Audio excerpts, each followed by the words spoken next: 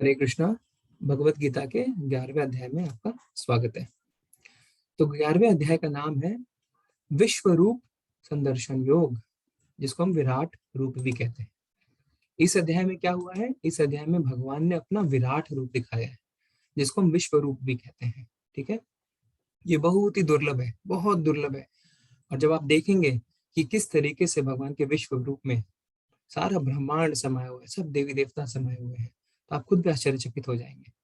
हो सकता है कि कुछ लोगों ने पहले इसके बारे में पढ़ रखा है, आपने कोई चित्र देख रखा होगा, पर जिन्होंने नहीं देखा उनको बहुत ही आनंद आने वाला है। उनको समझ में आएगा कि क्यों भगवान भगवान है। ठीक है, हम देखेंगे कि अर्जुन ने विराट रूप में क्या देखा, और अर्जुन के साथ साथ हम भी देखेंगे कि हम क्या देख रहे हैं विराट रूप में। ठीक है, और फिर भगवान क्या करते हैं ना, विराट रूप के साथ और भी एक दो रूप दिखाते हैं, उनके बारे में भी हम देखेंगे भगवान के कितने रूप भगवान ने दिखाए।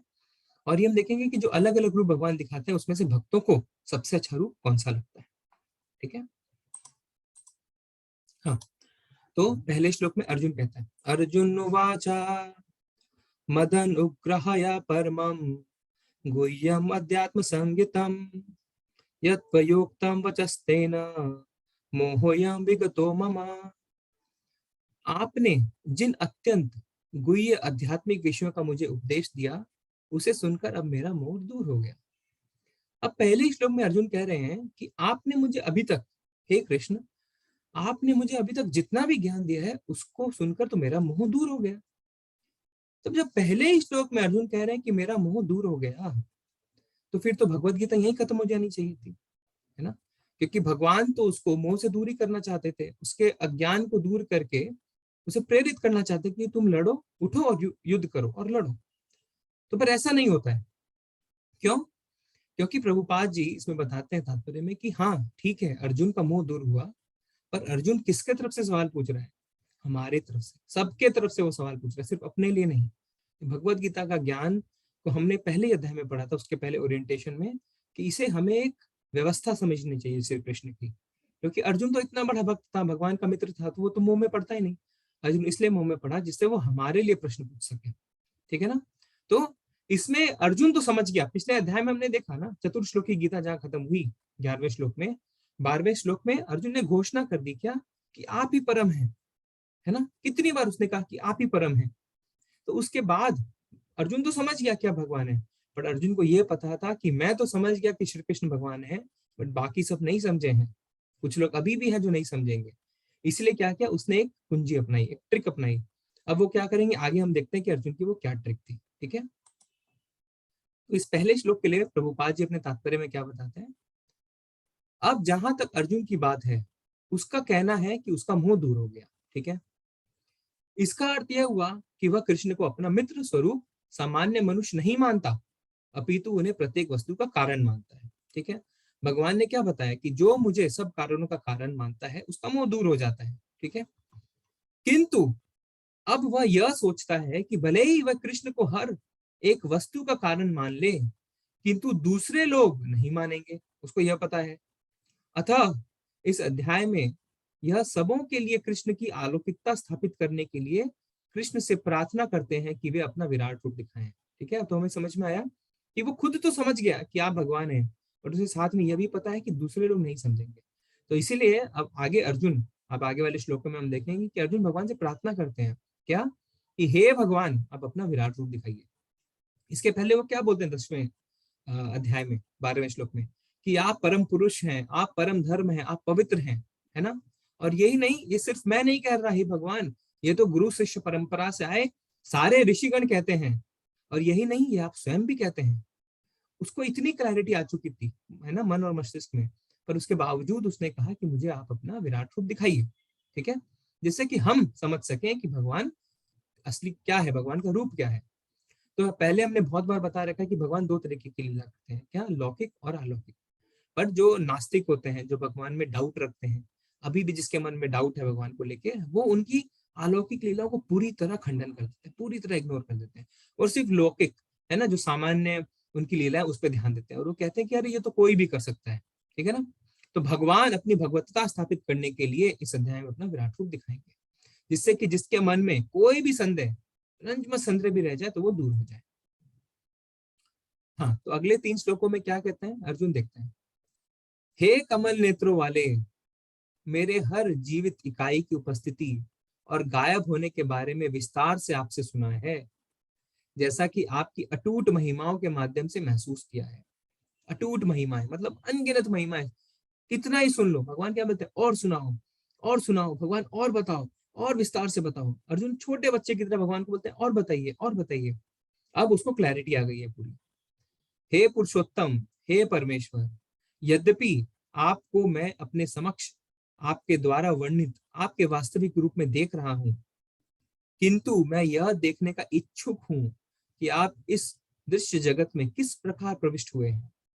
मैं आपके उसी रूप का दर्शन करना चाहता हूँ। तो अब यहाँ पे अर्जुन अपना रिक्वेस्ट करना शुरू करता है, प्रार्थना करता है, क्या कि मैं इच्छुक हूँ भगवान कि आप किस रूप में इस प्रविष्ट होते हैं इस जगत में, वो मुझे दिखाइए।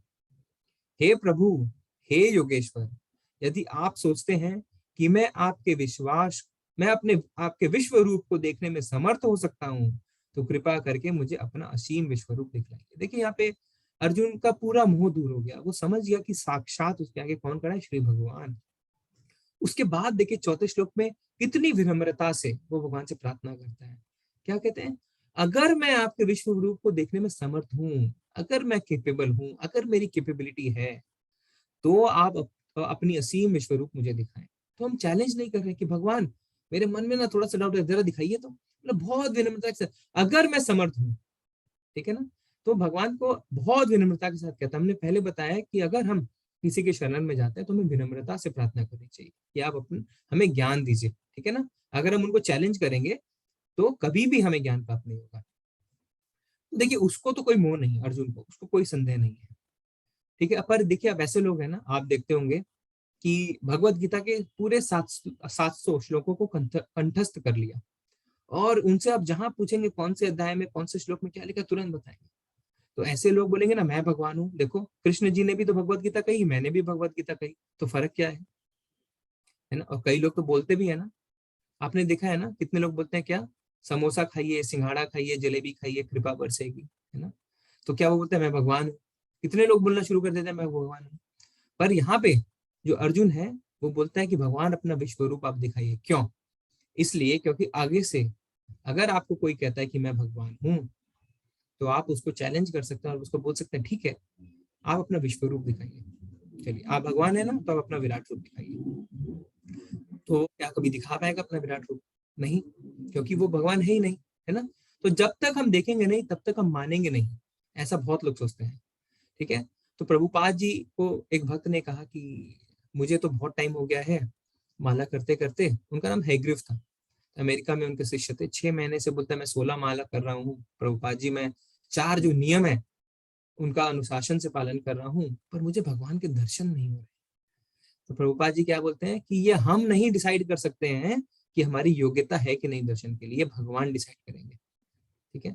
ऐसा नहीं कि जब हम चाहेंगे तो भगवान हमें दर्शन दे देंगे, ये भगवान डिसाइड करेंगे कि हमें दर्शन मिलेंगे कि नहीं मिलेंगे, ठीक है। प्रभुपाद जी को अगर कोई अहंकार से कभी बोलता था ना, जैसे वो अमेरिका में थे, कोई इंटरव्यू लेने जाता था कि हम तो जब तक नहीं देखें भगवान को हम नहीं मानेंगे, तो प्रभुपाद जी बहुत डायरेक्ट बोलते थे कि भगवान आपके नौकर नहीं है, ठीक है ना, कि जब आप रिक्वेस्ट करेंगे तब भगवान आ जाएंगे। हमें विनम्रता के साथ भगवान की सेवा में लगना चाहिए, भक्ति में लगना चाहिए। तब अगर भगवान की इच्छा हुई तो भगवान हमें दर्शन देंगे, नहीं तो हमें दर्शन नहीं देंगे, ठीक है। अब देखिए नास्तिक लोगों की बात करें जो हमारे आधुनिक साइंस से, विज्ञान से कितने प्रभावित रहते हैं। तो जब हम क्या करते हैं कि जब हम पढ़ते हैं कि फॉर एग्जाम्पल इलेक्ट्रिसिटी ना, कि किस तरीके से जो इलेक्ट्रिसिटी है करंट है फ्लो करता है, तो हमें टीचर क्या बताता है बुक्स की, माता जी कह रहे हैं वॉइस दे रहे हैं, सबको क्लियर है वॉइस की, वॉइस कम आ रही है। विवेक प्रभु वॉइस ठीक है, हरे कृष्णा। किसी को वॉइस कम आ रही है तो एक बार हैंड रेस करके बताएं, नहीं तो ठीक है ना, ठीक है। माता जी एक बार आप अपने, हाँ देखिए प्रभु जी कह रहे हैं वॉइस ठीक है, एक बार आप अपने तरफ से चेक करिए। रोहन प्रभु कह रहे हैं वॉइस ठीक है। कनक माता जी अपने तरफ से एक बार चेक करिए आप, ठीक है।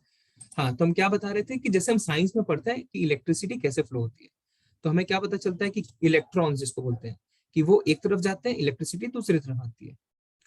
तो क्या हमने देखा है? हमने नहीं देखा। हम क्या करते हैं, हम पहले मान लेते हैं कि चलो किताब में लिखा है, इस राइटर ने लिखा है, हम मान लेते हैं। फिर उसके बाद हम क्या करते हैं, जब हम पूरी तरह विश्वास कर लेते हैं फिर हम थोड़ी थोड़ी चीजें एक्सपेरिमेंट करते हैं। एक्सपेरिमेंट के बावजूद क्या हम कभी इलेक्ट्रॉन को देख पाते हैं, हम एटॉम को देख पाते हैं? नहीं। हम उसको महसूस करते हैं कि चलो हमने तार लगाया तो बिजली उत्पन्न हुई। तो इसी तरह पर भगवान को हम हमेशा चैलेंज करते हैं। हमने इलेक्ट्रॉन तो कभी नहीं देखा पर हम मान लेते हैं इलेक्ट्रिसिटी है, पर हम भगवान को नहीं देखते तो हम चैलेंज करते हैं कि भगवान नहीं है। अरे आप भक्ति में आगे तो बढ़िए।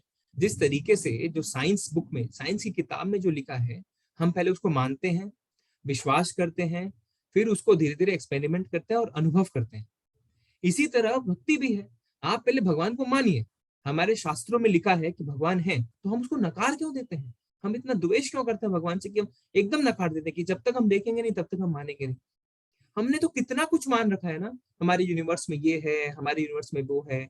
अभी पिछले दिनों कुछ चर्चा हो रही थी कि हाँ चंद्रमा पे गए, कोई कहता है कि अरे चंद्रमा पे तो हवा ही नहीं है, तो यूएसए का फ्लैग लहर क्यों? हम तो कितना कुछ मान लेते हैं। ठीक है। तो हमें ऐसा करना चाहिए कि हमेशा पहले मानना चाहिए कि जो शास्त्र में लिखा है ठीक है। अब विधि फॉलो करें, अब भक्ति की विधि फॉलो करें, प्रोसेस फॉलो करते हैं। फिर हम खुद ही अनुभव कर पाएंगे भगवान के बारे में।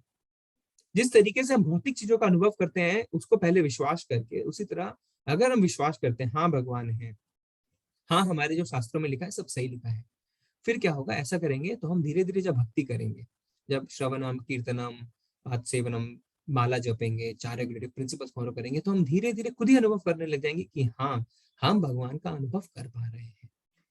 ठीक है ना? ठीक है। तो हमें पहले गुरु से, शास्त्रों से नॉलेज लेना चाहिए, फिर धीरे धीरे भक्ति का प्रोसेस जो है वो फॉलो करना चाहिए, और फिर हम भगवान का अनुभव कर सकते हैं। ठीक है। इसलिए प्रभुपाद जी देखिए इस्कॉन का मूवमेंट क्यों इतना सक्सेसफुल हुआ, क्योंकि भक्ति को पूरे एक स्टेप बाय स्टेप प्रोसेस की तरह बताया गया। खाली भाव नहीं रह गए, क्योंकि भाव आपके ऊपर नीचे हो सकते हैं। किसी दिन आपको बहुत अच्छा लगा तो आप बोलेंगे आज तो मैं 5 माला करूंगा, और किसी दिन नहीं अच्छा लगा तो आप 2 मंत्र भी नहीं जपते हैं ना। पर जब हम ज्ञान लेते हैं, जब हम भगवान के बारे में जानते हैं, तो हमारा भाव जो है वो दृढ़ होता है, क्योंकि हम बुद्धि इस्तेमाल करते हैं कि नहीं ये सही है, भगवान परम पुरुषोत्तम है, भगवान सबके पिता है, भगवान सब दुखों को हरने वाले हैं। जब हमारी बुद्धि से हमारा विश्वास दृढ़ होता है तो हमारा संकल्प भी फिर और दृढ़ हो जाता है। ठीक है। हम्म।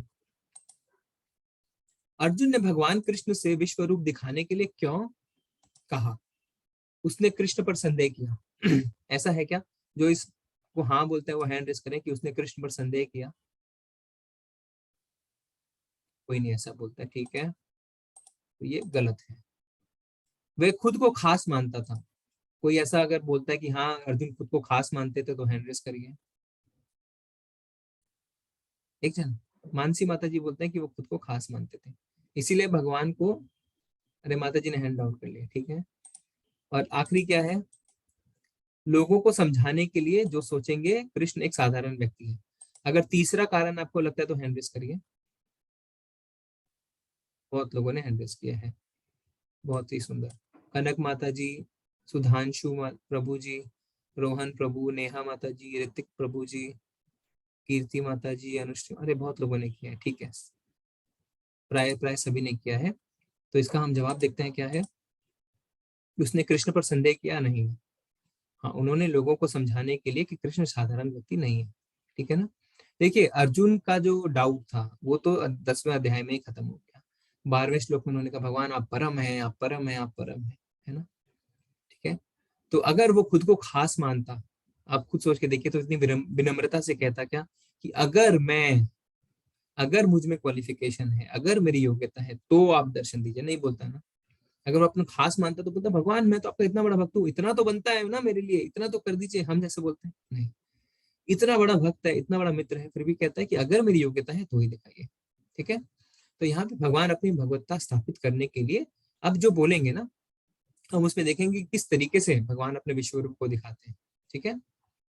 देखिए कुछ लोग होते हैं कि जो सिद्धि प्राप्त करते हैं, ऐसा होता है, और वो कुछ हमें जादू दिखा दे, कुछ मैजिक दिखा दे, तो हम उनको भगवान मान बैठते हैं। ये गलत है। सिद्धियां मिलती हैं, बट अगर वो कुछ हमें ऐसा दिखा दे जो हमें लगता है कि अरे ये तो सामान्य मनुष्य नहीं कर सकता, इसका मतलब ये नहीं कि वो भगवान है। अगर ऐसा लगता है तो हमें बोलना चाहिए क्या कि अब अपना विश्व रूप दिखाइए। ठीक है ना? तो वो वहां से एकदम दुब के भाग जाएगा, बोलेगा अरे इसको तो गीता का ज्ञान है ना, ये तो मेरे को एक्सपोज कर देगा। ठीक है ना। ठीक है, आगे देखते हैं। जैसे ये साधु है, ये बोलता है मैं परमेश्वर हूँ, तो अब आप आएंगे, मुझे सार्वभौमिक रूप दिखाएं जरा। ठीक है।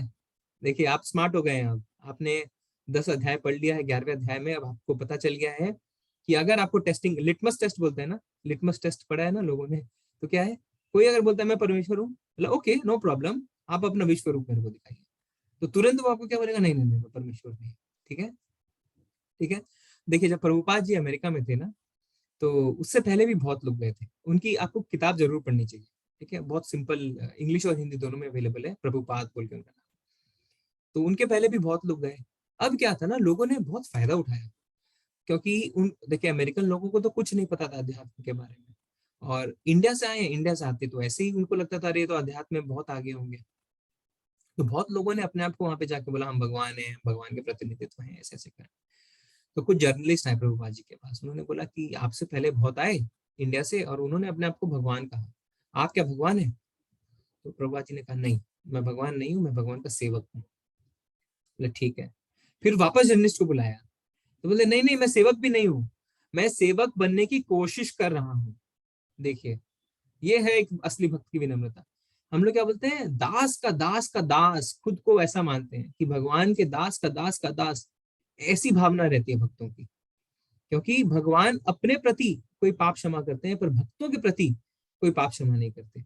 इसलिए जो भक्तों की हम सेवा करते हैं, भक्तों की सेवा, उसको भी भगवान बहुत अच्छे से सराहते हैं। ठीक है। तो बोलते हैं मैं कोशिश कर रहा हूँ भक्त बनने की। ठीक है। उनकी एक किताब है, साइंस ऑफ सेल्फ रियलाइजेशन। ठीक है, आत्म साक्षात्कार का विज्ञान। उसमें वो कहते हैं, एकदम साफ साफ शब्दों में कहते हैं कि अगर कोई अपने आप को भगवान कहता है कि आई एम गॉड, तो वो उसका उल्टा है, ही इज अ डॉग। क्योंकि भगवान अगर कोई अपने आप को कह देता है, तो कितना अहंकार में भरा हुआ, कितना मूर्ख प्राणी है वो, एक्चुअली डॉग है। ठीक है। जैसे हिरण्यकशिपु, वो क्या कहता है, मेरा नाम जपो, मेरी पूजा करो, रावण है ना, शक्ति ली किससे, शंकर जी से, और खुद फिर राम के अगेंस्ट में लड़ाई करने लगी थी ना, तो कहता है मैं ही भगवान हूँ। हिरण्यकशिपु कहता है ना मेरा नाम लो, नारायण का नाम कोई नहीं जपेगा। ठीक है। तो उनके लिए क्या कहते हैं Prabhupada ji, they are not god, they are dog. हाँ। अब देखिए 5वें से 8वें श्लोक में क्या लिखा है, कोई पढ़ना चाहेगा क्या? कोई पढ़ना चाहेगा हैंड रेस करिए, हम उसको अनम्यूट करके आप पढ़िए स्लाइड को। रोहन प्रभु पढ़ना चाहते हैं, पढ़िए प्रभु जी। नहीं नहीं, मेरा हाथ ऊपर रह गया था, मैं कोई नहीं बात, कोई बात पाऊंगा। नहीं, कोई बात नहीं, विश्व प्रभु पढ़िए आप।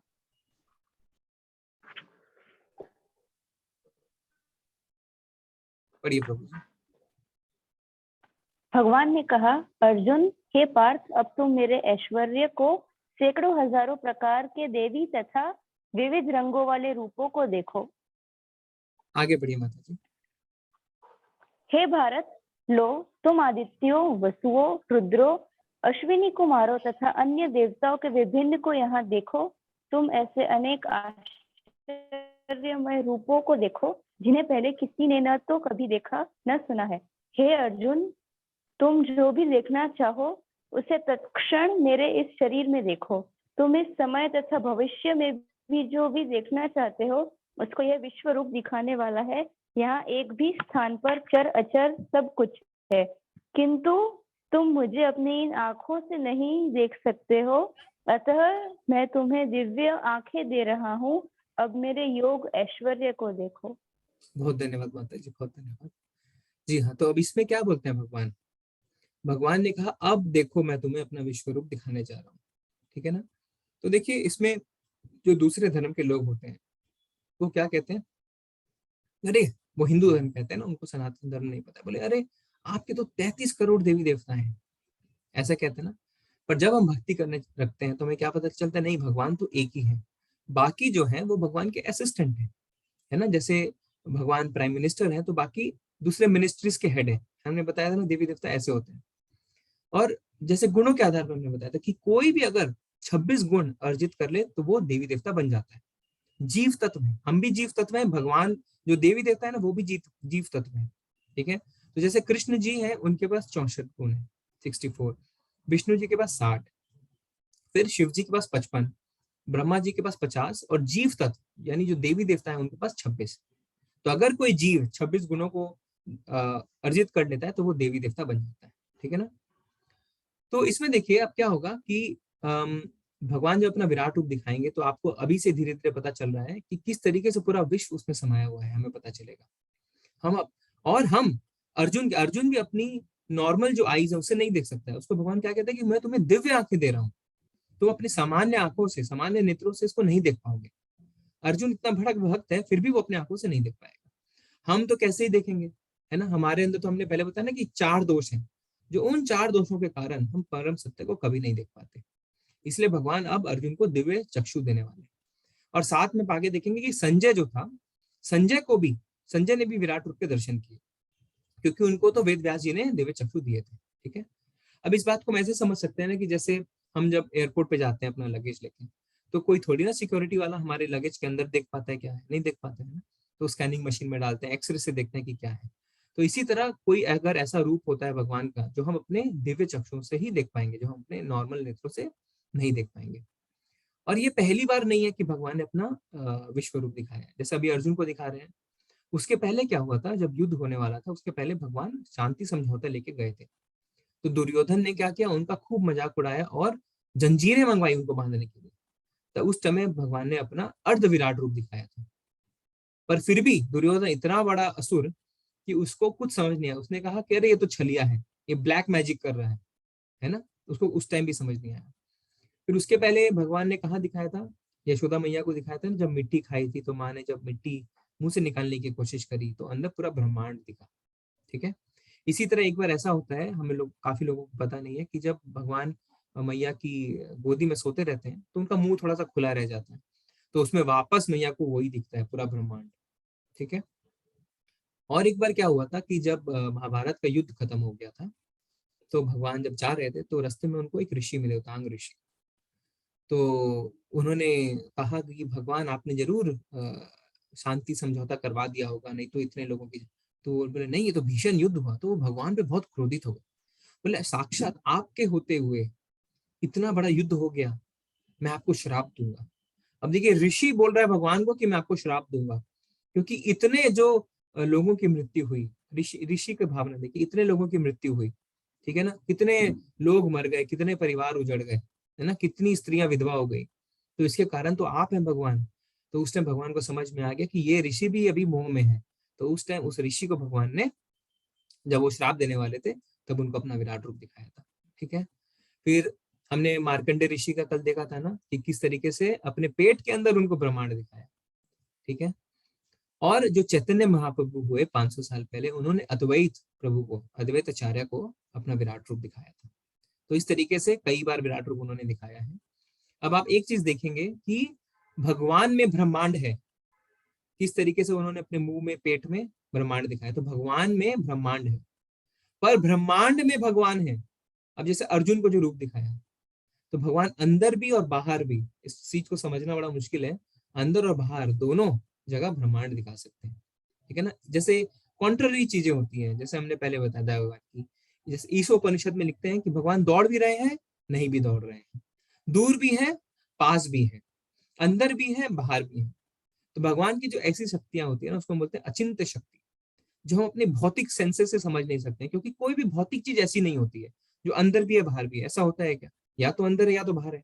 पर भगवान ने, आप देखिए, भगवान ब्रह्मांड के अंदर भी हैं, पर जब अपना मुंह खोलते हैं तो उसके अंदर भी ब्रह्मांड दिखाते हैं, है ना। तो थोड़ा सा कंफ्यूजिंग है ना। तो ब्रह्मांड में भी भगवान है और भगवान ब्रह्मांड में भी है, दोनों चीजें हैं, ठीक है।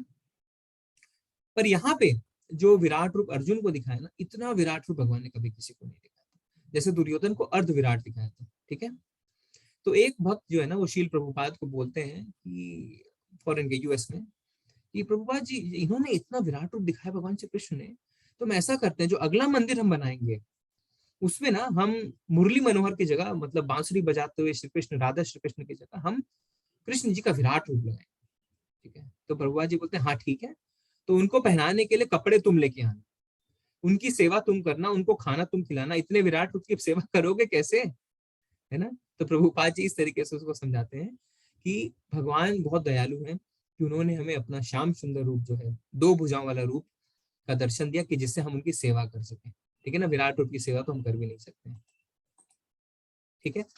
नवे श्लोक में क्या कहते हैं संजय, अब संजय बोलते हैं, देखिए संजय उवाचा एव मुक्त्वा ततो राजन् महायोगेश्वरो हरिः दर्शयामास पार्थाय परमं रूपे महेश्वरम।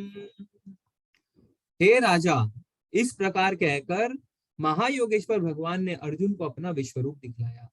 हे राजा किसको संबोधित कर रहे, देखिए चित्र में वो धृतराष्ट्र को बता रहे हैं कि हे राजा, इस प्रकार कहकर भगवान ने अर्जुन को अपना विश्व रूप दिखलाया। तो यानी देखिए कि संजय को भी अब विश्व रूप दिख गया, ठीक है, उनको भी चक्षु मिले थे दिव्य चक्षु वेदव्यास जी से। तो यानी अब इस श्लोक में हमें पता चला है कि ऑलरेडी भगवान ने विश्व रूप दिखाया। अब हम अगले श्लोक में देखते हैं कि विश्व रूप यहाँ से शुरू हो गया। बड़े ध्यान से देखिए, हाँ बड़े ध्यान से सुनिए, मैं धीरे धीरे पढ़ूंगा। अर्जुन ने इस विश्व रूप में असंख्य मुख, असंख्य नेत्र तथा असंख्य आश्चर्यमय दृश्य देखे। यह रूप अनेक दैवी आभूषणों से अलंकृत था और अनेक दैवी हथियार उठाए हुए था। यह दैवी मालाएं तथा वस्त्र धारण किए थे और उस पर उनके दिव्य सुगंधियां लगी थी। सब कुछ आश्चर्यमय था, तेजमय, असीम तथा सर्वत्र व्याप्त था। क्या बोल रहे हैं अब ये जो बता रहे हैं कि अर्जुन ने जो विश्व रूप देखा वो क्या था, असंख्य मुख, इतने मुंह की काउंटिंग ही नहीं कर सकते। आप देखिए बगल वाले चित्र में, ठीक है, असंख्य मुख, असंख्य नेत्र, इतनी आंखें की कोई काउंटिंग ही नहीं है। असंख्य आश्चर्यमय दृश्य, मतलब आश्चर्यचकित करने वाले दृश्य देखे, ठीक है। फिर क्या लिखा है, दैवी आभूषणों से अलंकृत, ऐसे ऐसे आभूषण, देवी आभूषण और देवी अस्त्र शस्त्र उनके हाथों में, देवी मालाएं, बहुत सारी मालाएं और वस्त्र और उनपे दिव्य सुगंधियां। तो आप देखिए यानी खाली देख नहीं रहे हैं, सूंघ भी रहे हैं, यानी फील भी कर रहे हैं, खाली देख ही नहीं रहते, उनको सुगंध भी आ रही है कि उसमें दिव्य सुगंधियां लगी हैं, ठीक है। तो नीचे क्या बोलते हैं, यदि आकाश में हजारों सूर्य एक साथ उदय हों तो उनका प्रकाश शायद परम पुरुष के इस विश्व रूप के तेज की समता कर सके। अब आप देखिए कितना तेज, एक सूर्य को तो हम बर्दाश्त नहीं कर पाते, है ना। यहाँ पे लिखा हजारों सूर्य अगर एक साथ प्रकाशित हो, एक साथ उदय हो, तो शायद, उसमें भी श्योरिटी नहीं है, तो शायद इस तेज की समता कर सके। तो देखिए आप जब अर्जुन देख रहा है तो क्या अवस्था हुई होगी अर्जुन की, इतना तेज निकल रहा है कि हजार सूर्य उसके तेज के समान, ठीक है ना। और वो सिर्फ देख ही नहीं रहा, वो महसूस कर रहा है, उसको सुगंध भी आ रहा है, ठीक है। चलिए आगे देखते हैं। उस समय अर्जुन भगवान के विश्व रूप में एक ही स्थान पर स्थित हजारों भागों में विभक्त ब्रह्मांड के अनंत अंशों को देख रहा था। अब भगवान के जो अंग हैं, हजारों भाग में, उनमें वो ब्रह्मांड को देख रहा था, है ना। यानी पूरा ब्रह्मांड जो है वो भगवान में समाया हुआ है। जैसे कि आप कोई 3D मूवी देखने जाते हैं ना, तो आप अपने नॉर्मल आंख से नहीं देखते, आपको 3D चश्मे दिए जाते हैं ना। उसी तरह जब अर्जुन को दिव्य चक्षु मिले तो अब भगवान क्या देख रहा है वो, कि भगवान में पूरा ब्रह्मांड समाया हुआ है, ठीक है ना। और ब्रह्मांड मतलब क्या, यूनिवर्स, हमारा सोलर सिस्टम नहीं, हमारा मिल्की वे नहीं, पूरा यूनिवर्स, ठीक है। तब मोहग्रस्त एवं आश्चर्यचकित रोमांचित हुए अर्जुन ने प्रणाम करने के लिए मस्तक झुकाया और वह हाथ जोड़कर भगवान से प्रार्थना करने लगा। अब देखिए अर्जुन, चित्र देखिए आप, अर्जुन की क्या अवस्था हो गई, देख रहे हैं, मोहग्रस्त हो गए, रोमांचित हो उठे, मतलब रोमांच से भर गए एकदम। और अर्जुन ने प्रणाम किया भगवान को, मस्तक झुकाया और क्या प्रार्थना करी, हम आगे देखते हैं, ठीक है। अर्जुन ने कहा, क्या कहा, हे भगवान कृष्ण, मैं आपके शरीर में सारे देवताओं तथा अन्य विविध जीवों को एकत्र देख रहा हूं।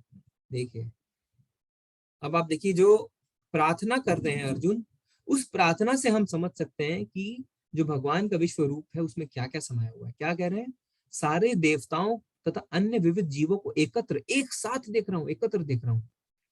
मैं कमल पर आसीन ब्रह्मा, शिवजी तथा समस्त ऋषियों एवं दिव्य सर्पों को देख रहा हूं। वो क्या कह रहे हैं, ब्रह्मा जी भी दिख रहे हैं आपके अंदर, शिव जी भी दिख रहे हैं, बड़े बड़े ऋषि भी दिख रहे हैं, बड़े बड़े सांप भी दिख रहे हैं, सब दिख रहे हैं आपके अंदर में। हे विश्वेश्वर, हे विश्व रूप, मैं आपके शरीर में अनेकानेक हाथ, बहुत सारे हाथ, पेट, मुंह तथा आंखें देख रहा हूं जो सर्वत्र फैले हैं और जिनका अंत नहीं है। अनंत, भगवान कहते हैं अनंत, कोई अंत ही नहीं है।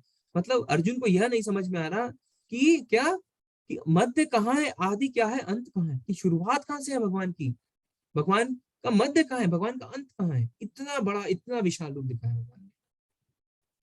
आपके रूप को उसके चकाचौंध के कारण देख पाना कठिन है। अर्जुन को दिव्य दृष्टि मिली, फिर कह रहा है कि देख पाना बहुत कठिन है भगवान, क्योंकि वह प्रज्वलित अग्नि की भांति अथवा सूर्य के अपार प्रकाश की भांति चारों ओर फैला है। अब आप देखिए, किसी दिन बहुत सनी डे रहता है और अगर आप समुद्र के किनारे हैं विशेषकर, आप सूर्य को देख ही नहीं सकते। एक सूर्य को आप नहीं देख सकते हैं, और यहाँ पे हजारों सूर्य के समान जो तेज है उसको अर्जुन देखते हुए कहता है कि प्रभु, ये देखना तो बहुत कठिन है। तो भी मैं इस तेजमयी रूप को सर्वत्र देख रहा हूँ, जो अनेक मुकुटों, गदाओं तथा चक्रों से विभूषित है। अनेक अस्त्र शस्त्र हैं, है ना, अनेक मुकुट हैं। तो देखिए यहाँ पे जो चित्र देखिए आप, कितना सुंदर चित्र है ना, जो अर्जुन के मन में था, जो अर्जुन ने अपने प्रार्थना में कही, वो कितने सुंदर तरीके से इस चित्र में प्रस्तुत किया गया। ऐसा क्यों है? क्योंकि ये जो चित्र है ना, ये भक्तों ने बनाया है, ये किसी कलाकार ने नहीं बनाया, ठीक है। तो इस्कॉन के जो ज्यादातर चित्र है ना, वो एक माता जी है, यदुरानी माता जी, उन्होंने बनाया है। तो क्योंकि भगवान, भक्त जो है ना, वो भगवान को जानते हैं, वो अंदर से भगवान को महसूस करते हैं, तो वो अच्छी तरह चित्र बना पाते हैं, ठीक है। अब देखिए इसमें क्या है कि अर्जुन थोड़ा भयभीत हो गया, थोड़ा मोहित हो गया। तो अर्जुन तो मित्र था भगवान का।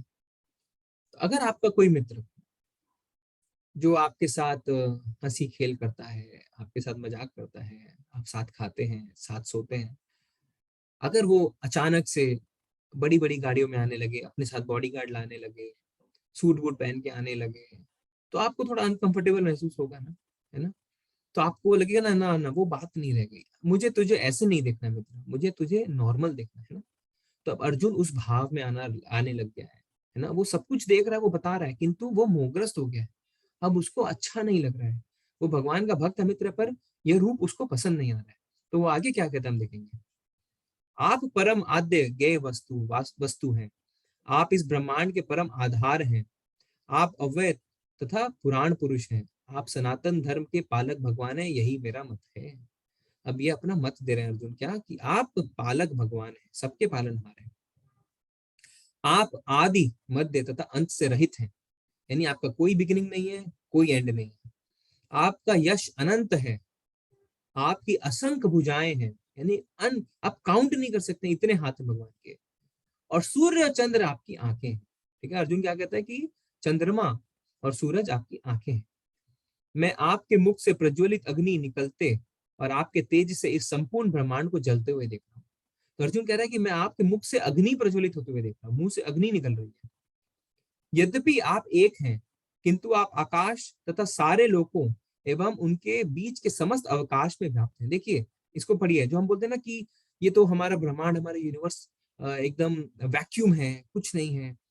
क्या लिखा है यहाँ पे, थोड़ा सा हमारे लिए साइंस के स्टूडेंट्स या हम जो यूनिवर्स में थोड़ा इंटरेस्ट रखते हैं, क्या लिखा है, आप एक हैं पर आकाश तथा सारे लोक, जितने प्लैनेट्स हैं, और उनके बीच में समस्त अवकाश, जो उनके बीच में गैप है ना, दो प्लैनेट्स के बीच में, उसमें भी आप ही व्याप्त है, हर जगह भगवान है। हे महापुरुष, आपके इस अद्भुत तथा भयानक रूप को देख के सारे लोग भयभीत हैं। अब इस जो भगवान ने अपना इतना विराट रूप दिखाया है, अर्जुन कहते हैं कि सब लोग, जितने लोग हैं, सब डर गए, क्योंकि जब भगवान अपना विश्व रूप दिखाते हैं तो सिर्फ पृथ्वी लोक नहीं, जितने लोग हैं ब्रह्मांड में, सब भगवान का विश्व रूप देख रहे हैं। ठीक है, जैसे चंद्रमा भी एक लोक है, सूर्य भी एक लोक है, ठीक है ना। देवों का सारा समूह आपकी शरण ले रहा है और आप में प्रवेश कर रहा है। देखिए क्या कह रहे हैं कि जितने देवी देवता हैं वो आपकी शरण में जा रहे हैं और आपके अंदर ही प्रवेश कर रहे हैं। तो भगवान तो हमेशा ही कहते हैं ना कि जितने देवी देवता, जितने जीवात्मा हैं, वो मेरे मन से, मेरी इच्छा से ही प्रकट होते हैं, है ना। अब उसको साक्षात अर्जुन ने देख भी लिया। उनमें से कुछ अत्यंत भयभीत होकर हाथ जोड़ आपसे प्रार्थना कर, इतने डर चुके हैं देवी देवता कि वो हाथ जोड़ के भगवान से प्रार्थना कर रहे हैं। महर्षियों तथा सिद्धों के समूह कल्याण हो कहकर वैदिक स्तोत्रों का पाठ करते हुए आपकी स्तुति कर रहे हैं, और जो बड़े बड़े ऋषि हैं वो आपकी स्तुति कर रहे हैं, ठीक है ना। तो ये धर्म के पालक भगवान है, ठीक है। सूर्य चंद्रमा इनकी आंख है, सब डरे हुए हैं। देखिए किस तरीके से पूरा ब्रह्मांड भगवान में व्याप्त है, ये हमने समझा। ठीक है, अब देखिए क्या कहते हैं, हे महाबाहु, आपके इस अनेक मुख, नेत्र, बाहु, जांग, पांव, पेट तथा भयानक दांतों वाले विराट रूप को देखकर देवतागण सहित सभी लोग अत्यंत विचलित हैं, और उन्हीं की तरह मैं भी हूँ। अब यहाँ पे अर्जुन ने एडमिट किया क्या, कि देवतागण भी विचलित हो गए हैं आपको देख के, मैं भी विचलित हो गया हूँ, अब मेरे से देखा नहीं जा रहा है भगवान। हे सर्वव्यापी विष्णु, नाना ज्योतिर्मय रंगों से युक्त आपको आकाश का स्पर्श करते, मुख फैलाए तथा बड़ी बड़ी चमकती आंखें निकाले देखकर भय से मेरा मन विचलित हो रहा है। डर गया अर्जुन, बोल रहा है भय से मेरा मन विचलित हो रहा है, मैं ना तो धैर्य धारण कर पा रहा हूँ, ना मानसिक संतुलन ही पा रहा हूँ। देखिए इतना विचलित हो गया कि बोलता है कि धैर्य धारण नहीं कर पा रहा हूँ, पेशेंस ही नहीं रह गया मेरे अंदर, और मानसिक संतुलन खो रहा हूँ, मेंटली डिस्टर्ब हो गए। ठीक है ना, तो पूरी तरह मोहग्रस्त हो गया अर्जुन। ठीक है ना, तो मानसिक संतुलन तक नहीं रख पा रहे हैं। तो अब देखिए कि जैसे अभी हमने एक एग्जांपल दिया ना कि कोई आपका मित्र है, बहुत अच्छा गणित का मित्र है, वो आपको बोलता है अच्छा मेरे ऑफिस आ जा मिलने। तो उसके ऑफिस जाते हैं तो क्या देखते हैं कि वो तो मालिक है, उसका अलग से केबिन है, उसको बॉडीगार्ड्स हैं, उसके उसको जितने सिक्योरिटी सलाम कर रहे हैं, उसके सब गुड मॉर्निंग से गुड। तो आप क्या बोलते हैं, नहीं मित्र ऐसे मजा नहीं आता है, मैं तेरे ऑफिस नहीं आऊंगा, तू मेरे घर आ, वहां पे बैठ के आराम से खाएंगे बातें करेंगे ना। तो आप क्या, आप भी विचलित हो जाते हैं, आपको अच्छा नहीं लगता, वो मित्रता नहीं रह जाती। तो इसी तरह अर्जुन भी विचलित हो गया। अर्जुन बोलता है कि अब मैं मानसिक संतुलन खो रहा हूँ। धृतराष्ट्र के सारे पुत्र अपने समस्त, देखिए ये बड़ा महत्वपूर्ण है, हाँ? अब क्या बोल रहे हैं, धृतराष्ट्र के सारे पुत्र अपने समस्त सहायकार सहायकारियों कराओं सहित तथा भीष्म, द्रोण, कर्ण एवं हमारे प्रमुख योद्धा भी आपके विकराल मुख में प्रवेश कर रहे हैं। अर्जुन को यहाँ पे भगवान ने भविष्य भी दिखा दिया। अभी तक तो युद्ध हुआ भी नहीं है, अभी तो भगवान युद्ध के लिए उसको प्रेरित कर रहे हैं, पर क्या दिख रहा है अर्जुन को, कि जितने भी धृतराष्ट्र के पुत्र हैं, सारे पुत्र सब, भीष्म, द्रोण, कर्ण और हमारे यानी पांडवों के साइड के प्रमुख योद्धा भी विकराल मुख में प्रवेश, यानी सब भगवान के मुख में प्रवेश कर रहे हैं। उनमें से कुछ के सिरों को तो आपके दांतों के बीच चूर्णित होते हुए मैं देख रहा हूँ, पिसते हुए देख रहा हूँ। ठीक है, तो यानी जो अभी जिंदा है वो मुख में जाते हुए दिख गए। तो इससे हमें क्या पता चलता है कि सबका अंत तो निश्चित है। और भगवान भी यही कहकर समझा रहे हैं ना कि तुम इनको शरीर ना मानो, तुम इनको आत्मा मानो, और ये तो पहले से मर चुके हैं। ठीक है, भगवान क्या कह रहे हैं, देखिए जिस प्रकार नदियों की अनेक तरंगें समुद्र में प्रवेश करती हैं, उसी प्रकार ये समस्त महान योद्धा भी आपके प्रज्वलित मुखों में प्रवेश कर रहे हैं। अर्जुन अभी कहते हैं कि ये समस्त योद्धा भी आपके मुख में प्रवेश कर रहे हैं। ठीक है, तो भगवान 10वें अध्याय में क्या कहते हैं, मैं समय हूँ, और समय तो काल है ना, और काल क्या करता है, काल सबको नष्ट कर देता है। तो अर्जुन को अब ये दिख रहा है कि जो भगवान कह रहे थे क्या, कि तुम तो एक निमित्त मात्र हो, सबको मैंने पहले ही मार दिया है, अब उस चीज को वो साक्षात देख भी रहा है। ठीक है, यानी इसमें एक चीज और समझ में आती है कि दोनों दलों के लोग मरेंगे, क्योंकि अर्जुन ने क्या, हमारे तरफ के भी बड़े बड़े योद्धा को मैं आपके मुंह में प्रवेश करते हुए देख रहा हूँ। भगवान ने कहा, समस्त जगतों के विनाश करने वाला काल मैं हूं काल, और मैं यहाँ समस्त लोगों का विनाश करने के लिए आया हूँ। तुम्हारे यानी पांडवों के सिवा दोनों पक्षों के सारे योद्धा मारे जाएंगे। अब भगवान ने भविष्यवाणी कर दी, भगवान ने बता दिया कि दोनों पक्षों के सारे योद्धा मारे जाएंगे, कौन बचेगा, सिर्फ पांडव। ठीक है, तो भगवान ने देखिए यहाँ पे अपना काल रूप भी दिखाया। तो एक तो भगवान ने अपना विश्व रूप दिखाया, फिर काल रूप भी दिखा दिया कि समस्त जगत का विनाश करने वाला हूं मैं, भगवान कह रहे हैं, और पांडव के सिवा सब के सब मारे जाएंगे। तो देखिए होता क्या, हम अपना बर्थडे सेलिब्रेट करते हैं ना कि अरे I am 20 years old, 21 years old, but actually क्या है, हमारी उम्र तो कम होती जा रही है ना। तो हमें तो उल्टा करना चाहिए ना, हमें तो ऐसा करना चाहिए कि हमारा, देखिए सबका विनाश निश्चित है, तो हमें ये देखना चाहिए कि हम तो मृत्यु की ओर बढ़ रहे हैं। तो ऐसे बर्थडे पे, न्यू ईयर पे, जन्माष्टमी पे, एकादशी पे हमें रेजोल्यूशन लेना चाहिए कि क्या हम, चलो हर एकादशी पे हम अपनी एक माला बढ़ाते हैं। ठीक है ना, एकादशी महीने में 2 बार आती है, तो हम आज एक माला करते हैं, दूसरे एकादशी पे हम 2 माला करेंगे। ऐसे करके हमें ये रेजोल्यूशन लेना चाहिए। हम शास्त्रों को पढ़ें, थोड़ा सा भगवत गीता पढ़ें, थोड़ी चैंटिंग करें, थोड़ा भगवान के बारे में सुने, है ना। हमें ऐसा करना चाहिए, क्योंकि हर बर्थडे के साथ हम काल हमें अपनी ओर खींच रहा है। ठीक है, हाँ, अब 33वें श्लोक में क्या आता है वो पढ़ते हैं। तस्मात् त्वमुत्तिष्ठ, अच्छा इसको ऐसे पढ़ते हैं कि अथा उठो, लड़ने, हमारे पास थोड़ा समय कम है, अतः उठो, लड़ने के लिए तैयार हो और यश अर्जित करो। अपने शत्रुओं को जीतकर संपन्न राज्य का भोग करो। यह सब मेरे द्वारा पहले ही मारे जा चुके हैं, और ये सव्यसाची, तुम तो युद्ध के केवल निमित्त मात्र हो सकते हो। देखिए सव्यसाची कहा है अर्जुन को। सव्यसाची का अर्थ किसको पता है? कोई बताएगा क्या जल्दी हैंड रेस करके?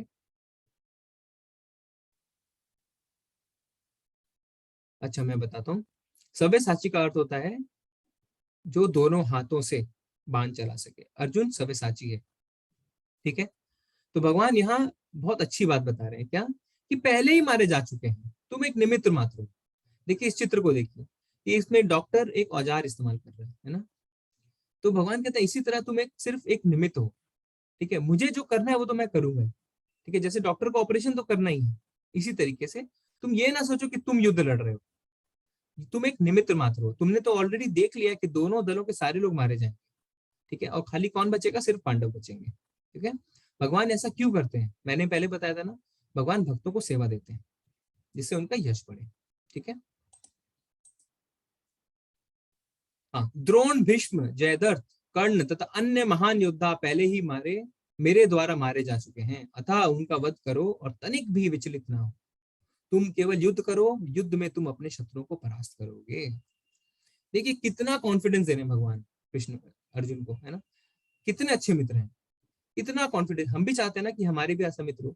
आजकल के मित्र क्या करते हैं? हमें पीछे खींचते हैं, है ना। अगर हम कहते हैं कि अरे पता है मुझे आईएएस करने का मन हो रहा है, अरे नहीं नहीं यार आईएएस करके क्या करेगा, उसमें तो बहुत भ्रष्टाचार है, बहुत घूस लेना। हमें क्या करते हैं? हमें उल्टा करते हैं ना, हमें पीछे खींचते हैं। और यहाँ पे भगवान एक मित्र हैं जो कितना प्रेरित कर रहे हैं। तो हमें भी चाहिए कि हम भगवान कृष्ण को अपना मित्र बनाए, ठीक है। भगवान ने उसको आश्वस्त कर दिया कि अर्जुन तुम उठो और युद्ध करो, तुम्हारी ही विजय होगी। संजय ने धृतराष्ट्र का, आप संजय धृतराष्ट्र को क्या कहते हैं देखिए। हे राजा, भगवान के मुख से इन वचनों को सुनकर कांपते हुए अर्जुन के हाथ जोड़कर उन्हें बारंबार नमस्कार किया।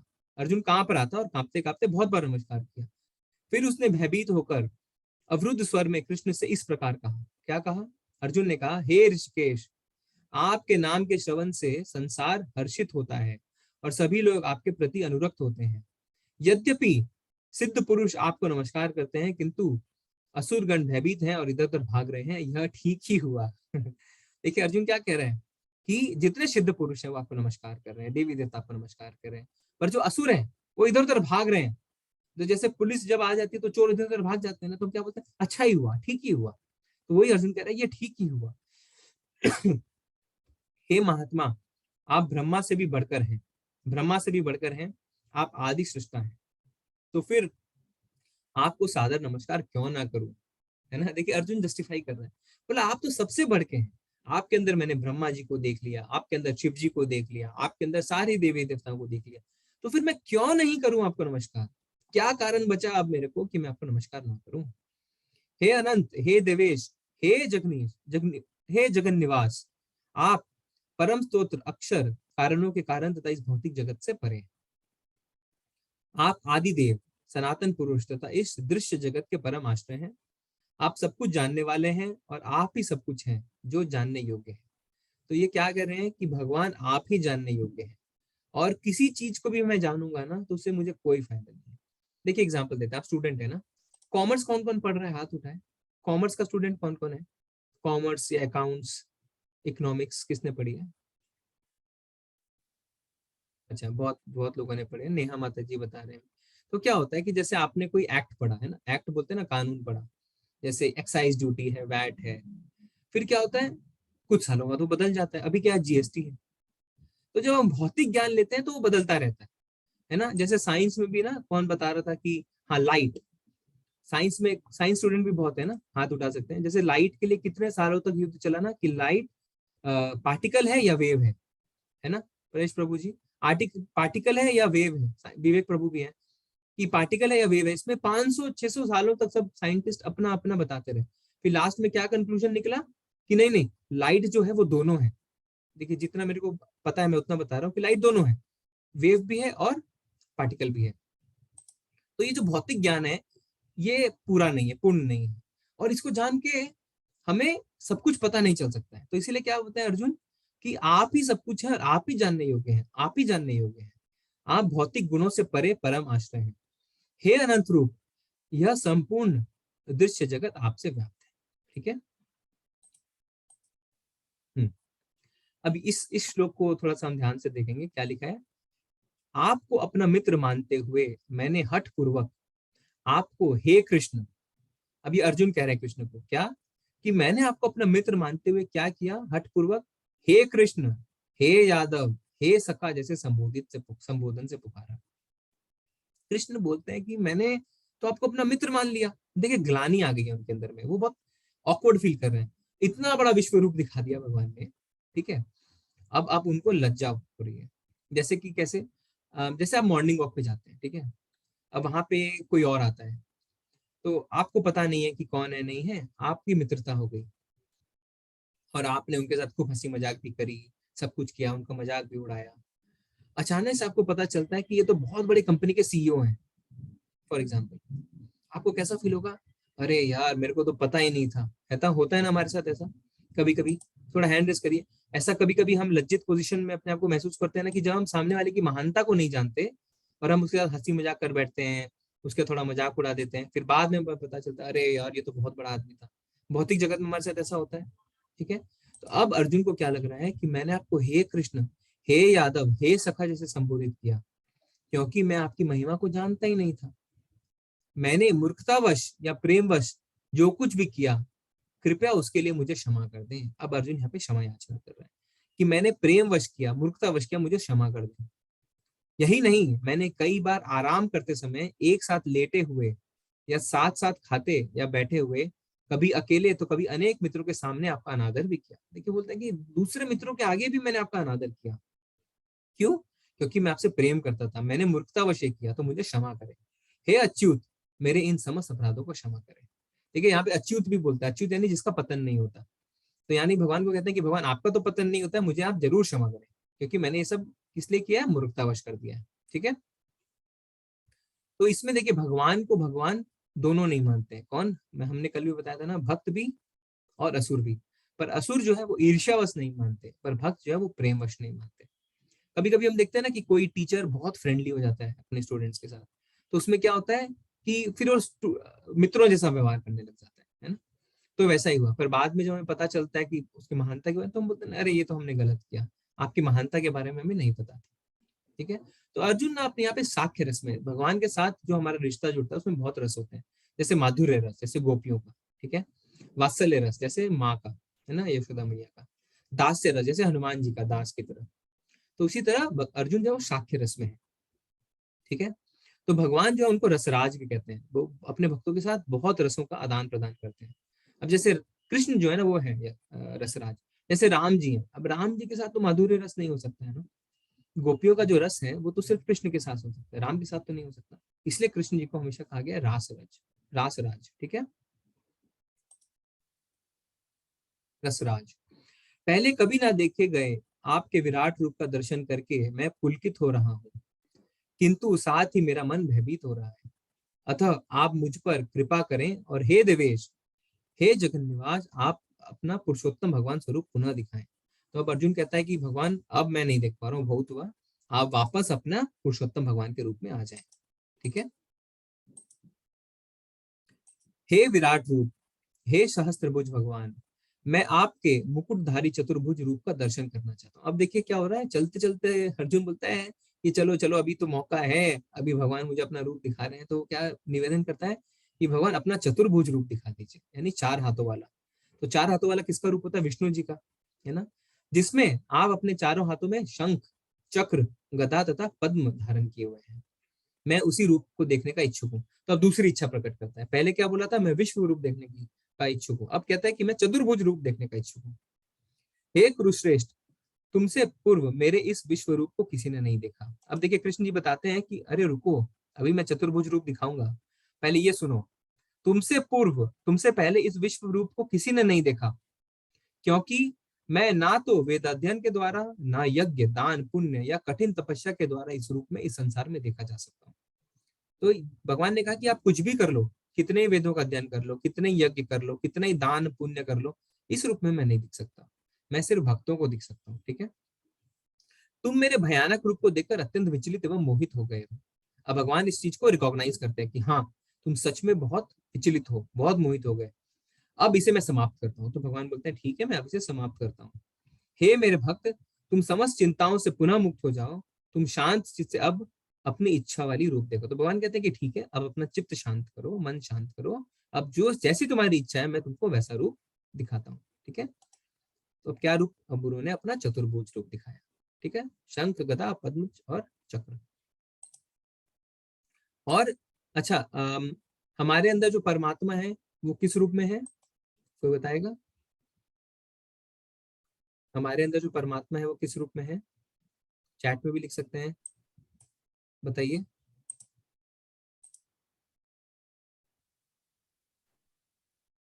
जीवात्मा तो रोहन प्रभु हम खुद हैं। हमारे अंदर दो आत्मा है, जीवात्मा और परमात्मा। तो जो हमारे अंदर परमात्मा है ना, जो भगवान है, वो चतुर्भुज रूप में है ना, ये हम ठीक है। हाँ, परमात्मा जो है वो चतुर्भुज रूप में है। ठीक है, जो क्षीरोदक्षाई विष्णु जो है, जो हमारे अंदर परमात्मा के रूप में रहते हैं, वो चतुर्भुज रूप में है ना। ठीक है, संजय ने धृतराष्ट्र से कहा। अब संजय क्या कह रहे हैं धृतराष्ट्र को?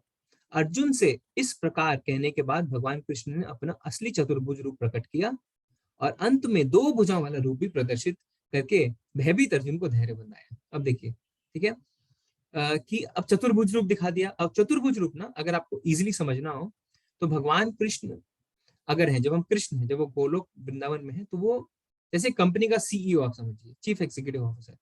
जब वो ऑफिस में है तो वो है विष्णु, विष्णु रूप, आप ऐसे समझिए। और जब वो घर में है तो वो है कृष्ण रूप।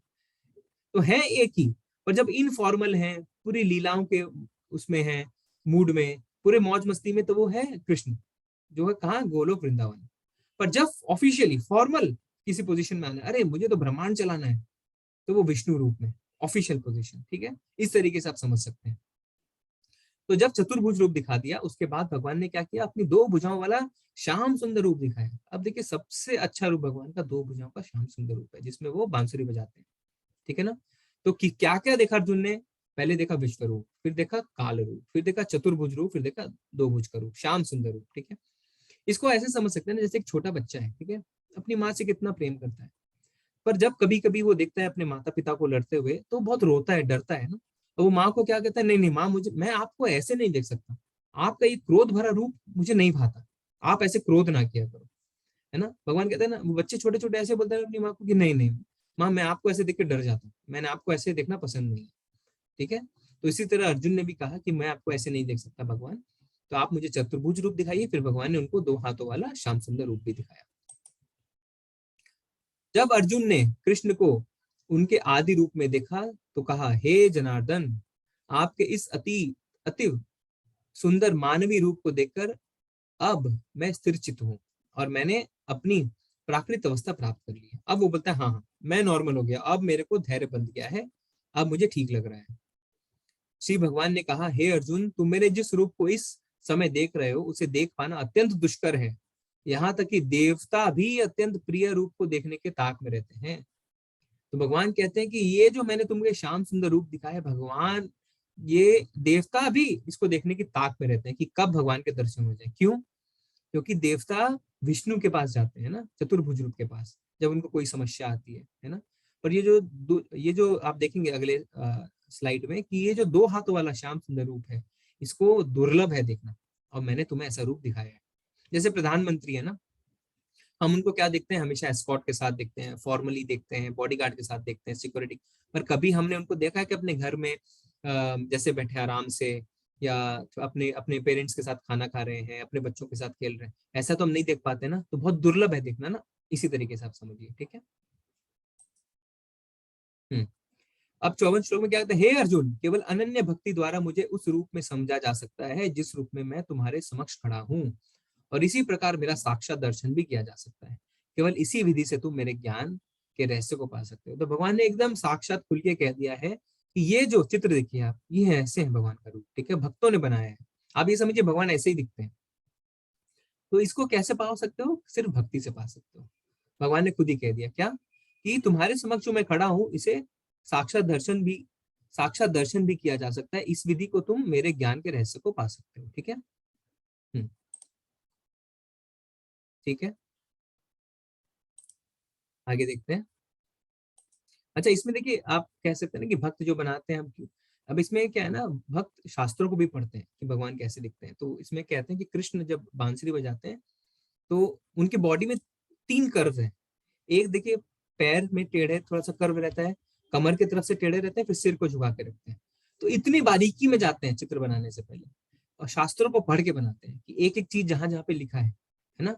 ब्रह्म संहिता पढ़ते हैं, भागवतम में देखते हैं कि कहाँ पे भगवान के रूप के बारे में क्या लिखा है, फिर उसके हिसाब से चित्र बनता है। ठीक है, फिर हे अर्जुन, जो व्यक्ति सकाम कर्मों तथा मनोधर्म के कलमश से मुक्त होकर मेरी शुद्ध भक्ति में तत्पर रहता है, जो मेरे लिए ही कर्म करता है, जो मुझे ही जीवन लक्ष्य समझता है, और जो प्रत्येक जीव में से मैत्री भाव रखता है, वह निश्चय ही मुझे प्राप्त करता है। तो यहाँ पे भगवान ने कह दिया है कि शुद्ध भक्ति में तत्पर रहता है। ठीक है, हम भक्ति योग प्रधान अभी सेक्शन देख रहे हैं, अध्याय 7 से लेके 12। अब उसमें जो अगला अध्याय है 12वां, जो भक्ति योग का आखिरी अध्याय है, उसका नाम ही है भक्ति योग। तो भगवान ने यहाँ पे थोड़ा सा हमें हिंट दिया है अगले अध्याय के बारे में, कि जो शुद्ध भक्ति में जो तत्पर रहता है वो मुझे जरूर प्राप्त करता है। ठीक है, तो प्रत्येक जीव जो है ना वो भगवान का अंश है, और जब भगवान का अंश अपने पूर्ण से मिलना चाहता है तो वो सिर्फ और सिर्फ भक्ति के थ्रू ही मिल सकता है। ठीक है, तो भगवान कृष्ण के प्रति अविभाजित भक्ति सेवा कैसे शुरू करें, हम सब कैसे कर सकते हैं? 5 बजे से लेके 6 बजे तक हम कुछ वो कर सकते हैं ना, माला जप कर सकते हैं। देखिए सुबह 4:30 बजे मंगल आरती होती है, उसका लिंक आपके पास रोज आता है व्हाट्सएप ग्रुप में। अगर आप चाहें तो मंगल आरती अटेंड कर सकते हैं, उसके बाद कुछ जप कर सकते हैं। ठीक है, फिर भगवान कृष्ण के प्रति शुद्ध भक्ति सेवा कैसे शुरू करें, इसमें क्या बोलते हैं, भगवान को क्या चाहिए आपसे? मोबाइल नहीं, घर घोड़ा कुछ नहीं चाहिए उनको आपसे, उनको सिर्फ आपका हृदय चाहिए। कृष्ण को अपने दिल की पेशकश करें और वह सबसे बड़े खतरों से बचाएंगे। ठीक है, तो हम अध्याय के सारांश को देखते हैं। अर्जुन कृष्ण के से अपने विश्व रूप को दिखलाने का अनुरोध करते हैं। सबसे पहले अर्जुन कहते हैं कि अपना विश्व रूप दिखाइए। भगवान फिर अपना विश्व रूप के वर्णन करते हैं। फिर अर्जुन विश्व रूप को देखते हैं, उसका अनुभव करते हैं। फिर कृष्ण उनके सवालों का जवाब देते हैं, अर्जुन कुछ प्रार्थनाएं करते हैं, और फिर कृष्ण बताते हैं कि शुद्ध भक्ति से ही उनको पाया जा सकता है। प्रभुपाद जी के कुछ शब्दों से हम इस अध्याय का अंत करते हैं। सारांश यह है कि कृष्ण ने अपने क्षण भंगुर विश्व रूप के साथ साथ काल रूप जो सब कुछ भक्षम करने वाला है, और यहाँ तक कि चतुर्भुज विष्णु रूप को भी दिखलाया। तो इसमें भगवान ने अपना विश्व रूप दिखाया, काल रूप दिखलाया, चतुर्भुज दिखाया और श्याम सुंदर रूप दिखाया। इस तरीके से कृष्ण इन समस्त स्वरूपों के उद्गम है। ऐसा नहीं है कि वे आदि विश्वरूप या विष्णु से भी अभिव्यक्ति है वे समस्त रूपों के उद्गम है। भक्त के लिए कृष्ण का कोई अन्य रूप उतना महत्वपूर्ण नहीं जितना कि मूल 2 भुजी श्याम सुंदर रूप है। एक भक्त को ना हमेशा श्याम सुंदर रूप ही पसंद आता है। देखिए अर्जुन कैसे विचलित हो गया। ठीक है, अगर आप विचलित ही हो जाएंगे तो आप भक्ति करेंगे कैसे, है ना? आपको प्रेम ही नहीं रह जाएगा भगवान से। ब्रह्म संहिता में कहा गया है कि जो प्रेम या भक्ति भाव से कृष्ण के श्याम सुंदर रूप के प्रति आसक्त है, वे सदैव उन्हें अपने हृदय में देख सकते हैं और कुछ भी नहीं देख सकते। अतः मनुष्य को समझ लेना चाहिए कि इस 11वें अध्याय का तात्पर्य यही है कि कृष्ण का रूप ही सर्वोपरि एवं परम सार है। ठीक है ना, तो हमें ये समझ में आता है कि ब्रह्मा जी भी ब्रह्म संहिता में कहते हैं कि प्रेम की आंखों से और भक्ति के काजल लगा के हमें भगवान को देखना चाहिए, तब हम भगवान की ओर अग्रसर होते हैं और उन्हें प्राप्त करते हैं। ठीक है, हरे कृष्णा। हमारा अध्याय यहीं शेष होता है। अगर आपके कोई प्रश्न है तो आप पूछ सकते हैं। थोड़ा सा हम समय से ऊपर गए आज जी। कोई प्रश्न है तो हाथ उठा सकते हैं। दिलीप प्रभु जी का प्रश्न है, पूछिए प्रभु। प्लीज अनम्यूट प्रभु जी। जी हरे कृष्ण प्रभु जी। हरे कृष्ण प्रभु जी प्रभु जी, मैं जो है कि आज लेट हो गया तो जो है कि कक्षा का जो रिकॉर्डिंग है भेज दीजिएगा थोड़ा। हाँ प्रभु, रोज व्हाट्सएप ग्रुप पे ना मैं रिकॉर्डिंग भेज देता हूँ रात में ही, तो जी आप लोग देख सकते हैं उस रिकॉर्डिंग को अगर आपकी क्लास मिस हो गई है। पर कोशिश करिए कि आप रोज आते हैं ना प्रभु, आज ही देरी हुई है शायद, है ना? हाँ जी प्रभु, आज जो है कि ना मेरा जो है कि मेडिकल का कुछ शुरू हो गया था, कोई बात नहीं प्रभु, आप तो रिकॉर्डिंग इसको मैं क्लास देखिएगा प्रभु। कीर्ति माता जी प्लीज अनम्यूट। श्री राधे प्रभु जी। हरे कृष्णा माता जी। प्रभु जी मैंने एक जगह पे पढ़ा था कि कृष्ण जी ने ऐसा कहा है कि जो मेरे भक्त की सेवा करता है, जो मेरे भक्त की भक्ति करता है, मैं उसी को मतलब ज्यादा प्रिय हूँ, वही मेरे को प्राप्त कर सकता है। तो ऐसा भी कुछ है क्या? हाँ माता जी, बिल्कुल है। भक्त की सेवा, भक्ति की भक्ति नहीं, भक्ति तो भगवान की होती है। भक्त की सेवा, जो इस्कॉन की फिलोसफी है ना, उसमें बोलते हैं दास के दास के दास के दास, ठीक है, ऐसा बोलते हैं। हम भगवान के दास जो है ना, वो उतना मजेदार नहीं है, पर भगवान के दास जो होते हैं ना, उनको भगवान ज्यादा प्रिय प्रेम करते हैं। क्योंकि देखिए क्या है कि अ, भगवान कहते हैं कि मेरे प्रति तुम कोई अपराध कर दो तो मैं क्षमा कर दूंगा, पर भक्त उनको इतने प्रिय हैं कि भक्तों के प्रति जो अपराध है ना, उसको सह भी नहीं पाते। इसका कल हमने देखा था ना कि जब भीष्म प्रतिज्ञा ली कि मैं गंगा पुत्र भीष्म नहीं, अगर मैंने भगवान से अस्त्र नहीं उठवा दिए, तो भगवान ने अपनी प्रतिज्ञा तोड़ दी अपने भक्त के लिए, है ना माता जी। हाँ, और क्या होता है ना, भक्तों के शरण में जाते हैं तो भक्ति मिलती है। जब हम बोलते हैं ना कि देखिए क्या बोलते हैं हम, जय कृष्ण चैतन्य प्रभु नित्यानंद श्री अद्वैत गदाधर श्रीवास आदि गौर भक्त वृंद। आदि गौर भक्त वृंद का मतलब बाकी जितने भगवान के भक्त हैं, वो भक्तों के भक्तों का आशीर्वाद जब मिलता है ना, तब हमारी भक्ति और दृढ़ हो जाती है। इसलिए इस्कॉन में बोलते हैं ABCD। ए यानी एसोसिएशन, सबसे पहले भक्तों का संग। भक्तों की सेवा करेंगे तो आपकी भक्ति भाव और अच्छे हो जाएंगे माता जी, उससे और तो जल्दी आप भक्ति में आगे बढ़ेंगे। तो फिर ऐसे क्या गुरु जी, हमको कोई गुरु ढूंढना पड़ेगा अपने लिए? मतलब जो कृष्ण जी की भक्ति कर रहा हो, फिर हमको वो गुरु बनाने पड़ेंगे, फिर हम उनकी भक्ति में लगेंगे, तभी हमारी भक्ति मतलब ऐसे सफल होगी, ऐसा कुछ? हाँ माता जी, देखिए आध्यात्मिक मार्ग में बढ़ने के लिए गुरु तो चाहिए, ठीक है ना। हम अच्छा। भौतिक पढ़ाई भी नहीं कर पाते बिना गुरु के ना। हम अपने बच्चों की ट्यूशन लगाते हैं, 2 ट्यूशन, स्कूल में तो पढ़ते हैं, फिर भी हम बोलते हैं नहीं नहीं अभी इसको और पढ़ना है, तो हम एक प्राइवेट ट्यूशन भी लगाते हैं। तो अगर हम सोचते हैं कि अध्यात्म में हम बिना गुरु के आगे बढ़ जाएंगे, तो हमें बहुत जन्म लग जाएंगे, करोड़ों करोड़ों जन्म लग जाएंगे। और गुरु कहाँ से खोजेंगे, तो हमने पहले अध्याय में पढ़ा था ना कि 4 जो है वो परंपराएं हैं, जिसमें गुरु शिष्य परंपरा चली आ रही है। ऐसा कोई मतलब कृष्ण से लेके सीधा नीचे, तो किसी भी 4 जो संप्रदाय है उसमें से किसी से भी आप एक जोड़ सकते हैं। और अगर आपको ऐसा नहीं पता है तो आप अपने गुरु से पूछ सकते हैं। ये शास्त्रों में लिखा हुआ है कि आप गुरु से पूछ सकते हैं दीक्षा से पहले कि आप हमें समझाएं कि आपकी परंपरा क्या है। तो अगर आपको लगता है कि हाँ वो परंपरा से चले आ रहे हैं, तो आप ज्वाइन कर सकते हैं। अच्छा। और गुरु जी एक चीज और थी, वो शिव जी जो है वो राम जी का माला जाप करते हैं ना, या कृष्ण शिव जी का जप? नहीं, शिव जी हमेशा राम जी के ध्यान में लगे रहते हैं, हमेशा। राम जी के ध्यान में। हाँ जी, यही पूछना था। जी, जय श्री राधे गुरु जी। हरे कृष्ण। और उनको ना माता पार्वती को भागवतम हाँ, से बताने में बहुत उनको बहुत आनंद आता है। दिन भर वो सिर्फ कहानियां सुनाते रहते हैं भगवान के बारे में, माँ पार्वती को, ठीक है ना। हाँ, राम जी की ना। हाँ, तो आप हाँ। अगले अध्याय में भी हम देखेंगे कि किस तरीके से वो देखिए राम जी उनके ईष्ट हैं, पर कृष्ण और राम में कोई फर्क नहीं है ना। अब जैसे मैं एग्जांपल तो बताता हूँ फिर कि वो शंकर जी भी तो फिर कृष्ण जी के ही भक्त हुए ना? हाँ बिल्कुल माता जी, वही मैं कह हाँ, रहा तो अगर हम, वो भी तो भक्त हैं, अगर हम उनकी भक्ति करके कृष्ण जी तक पहुंचे, तो क्या ये पॉसिबल नहीं है? या हूँ। आप मतलब। देखिए, हाँ आप क्या है, शंकर जी ना बहुत बड़े वैष्णव है, सबसे बड़े वैष्णव उन्हीं को कहते हैं। हम्म। तो आप उनकी सेवा जरूर कर सकते हैं। देखिए भक्ति और सेवा में फर्क है माता जी, मैंने सबसे पहले आपको यही बताया था। आप जब कह रहे थे भक्तों हाँ, की सेवा। भक्ति, भक्तों की भक्ति नहीं होती, भक्तों की सेवा होती है। भक्ति भगवान सिर्फ कृष्ण की होती है, देवी देवताओं की पूजा होती है, ठीक है। तो आप हाँ। बहुत सेवा करिए, शंकर जी की बहुत सेवा करिए, पर अंत में आप उनसे क्या बोलेंगे कि मुझे भगवान श्री कृष्ण की भक्ति दीजिए, है ना। भक्ति दीजिए, हाँ। आप समझ रहे हैं, तो उनको तो हाँ। आप सेवा करेंगे, उनको बहुत खुशी होगी। और भगवान श्री कृष्ण को बहुत खुशी होगी कि आप उनके सबसे बड़े वैष्णव भक्त की सेवा कर रहे हैं। अब देखिए हनुमान जी जो ईस्ट ईस्ट वाली बात थी ना, हनुमान जी को बोला, हनुमान जी को बोला गया कि आप हरे कृष्ण कृष्ण कृष्ण हरे हरे, हरे राम राम राम हरे करिए, ठीक है। हम्म। नहीं, उल्टा बोला गया, बोला हरे राम तो जब राम आता है ना, तो राम राम राम राम राम राम में अटक जाते हैं, तो आगे बढ़ ही नहीं पाते, ठीक है। तो वो कृष्ण बोल ही नहीं पाते थे, तो उनके वो ईस्ट है। तो पर जब उनको, क्योंकि उन्होंने 500 साल पहले जब आए थे भगवान चैतन्य महाप्रभु, तो हनुमान जी भी आए थे।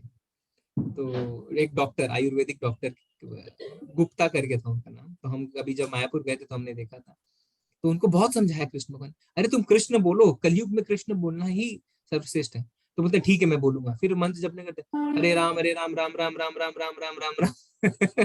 तो इस तरीके से आगे ही नहीं बढ़ पाते। तो जो ईस्ट है उनके प्रति तो प्रेम रहता है, तो ऐसा है माता जी। तो भगवान शंकर जी उनके ईस्ट राम जी। ठीक है, ओके, धन्यवाद। हरे कृष्ण। अनुश्री माता जी प्लीज अनम्यूट। हरे कृष्णा प्रभु जी। हरे मेरा कृष्ण।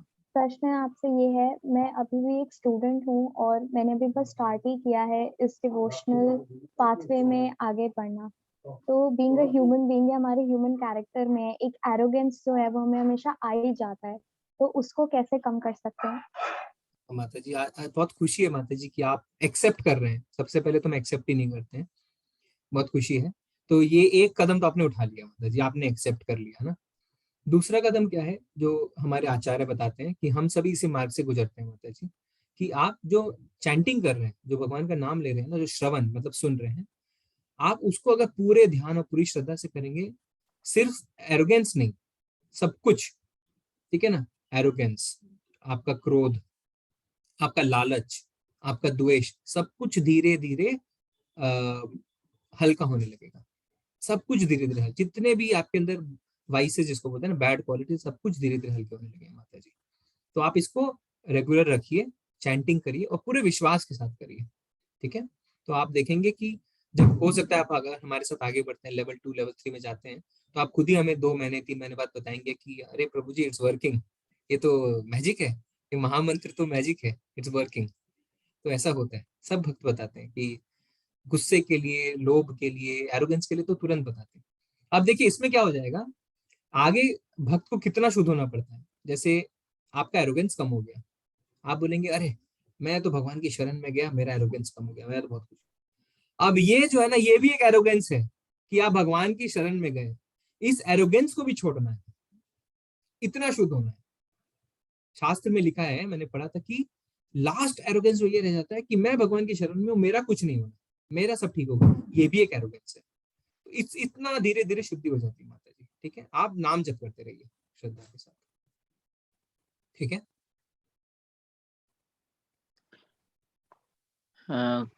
ऋतिक राज प्रभु जी का क्वेश्चन है, प्रभु जी वाई कौरवास वेंट टू स्वर्ग एंड पांडवास टू नर्क? नहीं नहीं, ये तो गलत इन्फॉर्मेशन है आपकी। यस।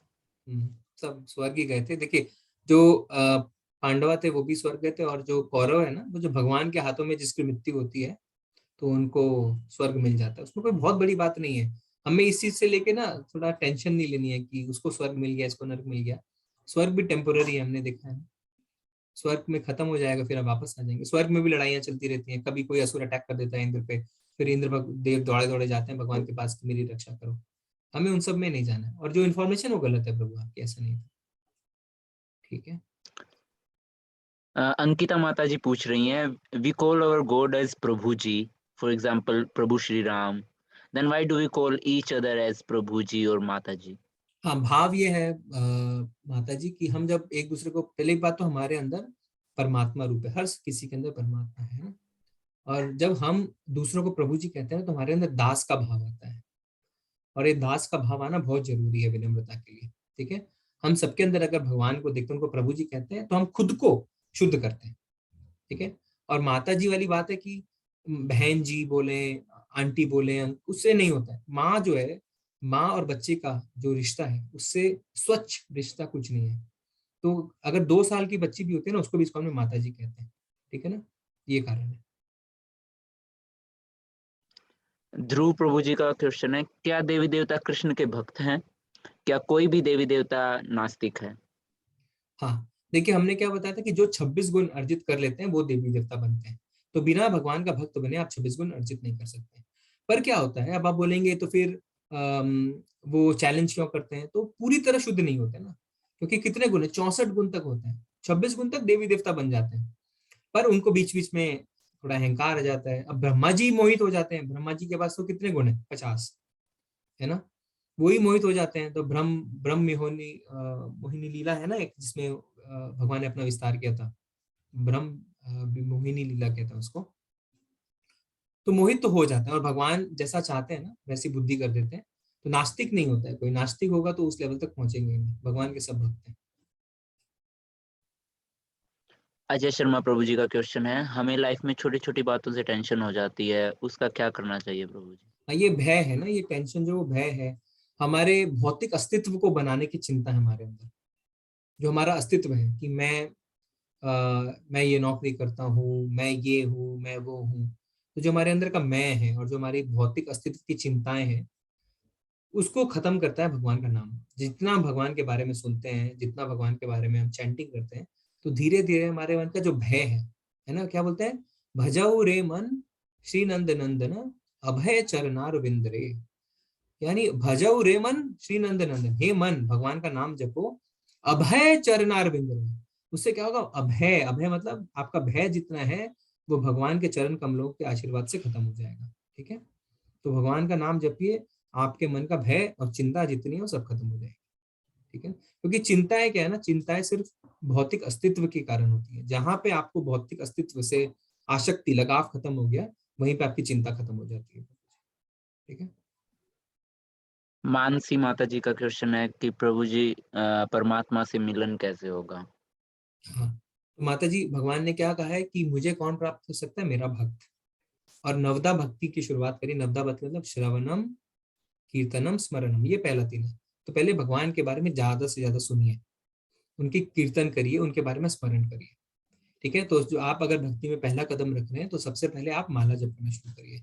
बोल के माला जप करेंगे तो क्या होगा, आप सुनेंगे भी, आप कीर्तन भी करेंगे। फिर धीरे धीरे बने रहिए लेवल 2 में, लेवल 3 में।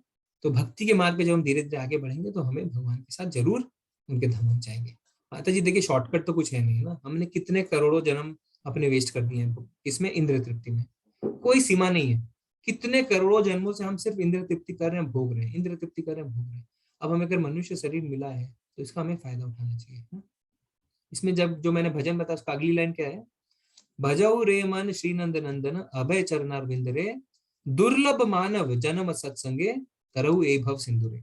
दुर्लभ मानव जन्म जो मिला है, दुर्लभ, दुर्लभ मानव जन्म सत्संगे, सत्संग करके इसको बिताओ।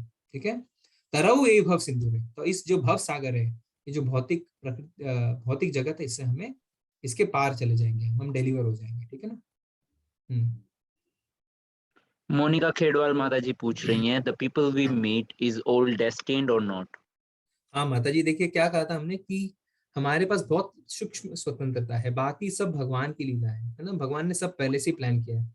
तो बहुत बार ऐसा होता है कि जो हमारे आसपास होते हैं, जिस घर में हमारा जन्म होता है, जो हमारे मित्र बनते हैं, जिनसे हम मिलते हैं, वो वैसा लिखा हुआ है, वैसा होना है। क्योंकि हो सकता है कि पिछले जन्म के आपके कुछ ऐसे कर्म हैं जो आपको उनसे मिल रहे हैं, आपको, हम कहते हैं ना, इसका कुछ उधार चुकाना है, बाकी है, अच्छा इसने मेरे साथ गलत क्यों किया, हमारे मन में भाव आते हैं ऐसे। कुछ आसक्ति अगर आपको रह जाती है, कुछ अटैचमेंट रह जाता है, तो उसके आसपास ही आपका जन्म होगा, है ना। अगर आप अपने जैसे घर, जैसे मटेरियल चीजें सोचे, आपके घर से बहुत आसक्ति है तो उसके घर के आसपास ही, परिवार से बहुत आसक्ति रह गई तो उसी परिवार में आप वापस जन्म ले लेंगे। तो वो है, रहता है माता जी, है ना, हमारे आसक्ति के हिसाब से ही हमारा जन्म होता है। ठीक है ना। हो जी प्रभु जी। ठीक है, तो फिर और किसी का कोई प्रश्न नहीं है? नो प्रभु जी। तो फिर हम कल मिलेंगे, और अगर आप लोग जल्दी आइए, बड़ा अच्छा है कि अभी क्या है ना कि अभी बाकी जो भक्त हैं वो भी श्लोक पठन कर रहे हैं। किसी को कल कीर्तन करने की इच्छा है तो 10-15 मिनट, आधे घंटे पहले जुड़ने की कोशिश करिए, तो हम मिलके कीर्तन भी करेंगे, है ना, और आगे की यात्रा जारी रखेंगे। और किसी को अगर कुछ समझ नहीं आ रहा है तो मुझे पर्सनली मैसेज कर सकते हैं, विवेक प्रभु भी है। ठीक है ना। आप सबका क्विज ठीक चल रहा है?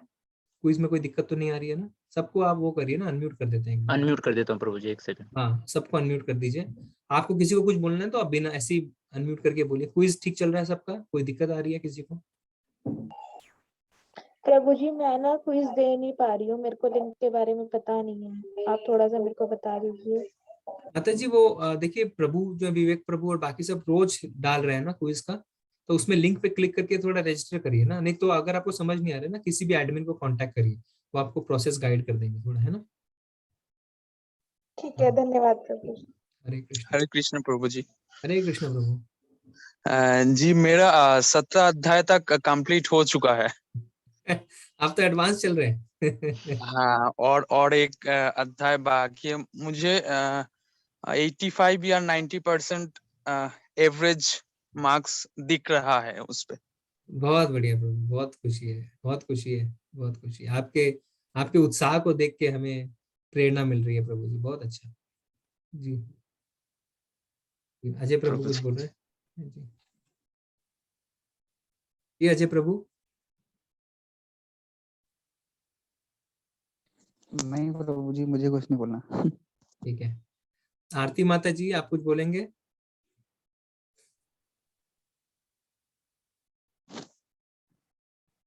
हरे कृष्णा प्रभु जी, धन्यवाद प्रणाम। धन्यवाद जी प्रणाम माता प्रभु जी। कैसे माता जी आप? ठीक हूँ, आप बताइए। ठीक हूँ मैं प्रभु जी, बोलिए। आरती माता जी। मैंने सॉरी, मैं थोड़ा बाहर गई थी और मैं अंदर मोबाइल था, बोलिए ना। हरे कोई कृष्णा, बात नहीं, सॉरी। हरे कृष्ण। नहीं नहीं, माता जी हमारी सहपाठी हैं, लेवल 3 के स्टूडेंट है हमारे साथ। तो वो इंटरनेट। बहुत बढ़िया माता जी। ठीक है फिर, है ना, आज चलते हैं। किसी को और कुछ बोलना है? सबको, कोई किसी को कोई दिक्कत नहीं है ना? क्विज में वृंदावन यात्रा है, अगर किसी को आना है तो लिंक शेयर हो रही है, आ सकते हैं, है ना? ठीक है, चलते हैं फिर प्रभु। फिर हम वैष्णव प्रणाम मंत्र करते हैं। वाञ्छा कल्पतरुभ्यश्च कृपा सिन्धुभ्य एव च पतितनां पावनेभ्यो वैष्णवेभ्यो नमो नमः।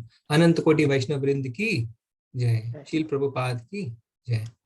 हरे कृष्ण। हरे कृष्ण प्रभु जी।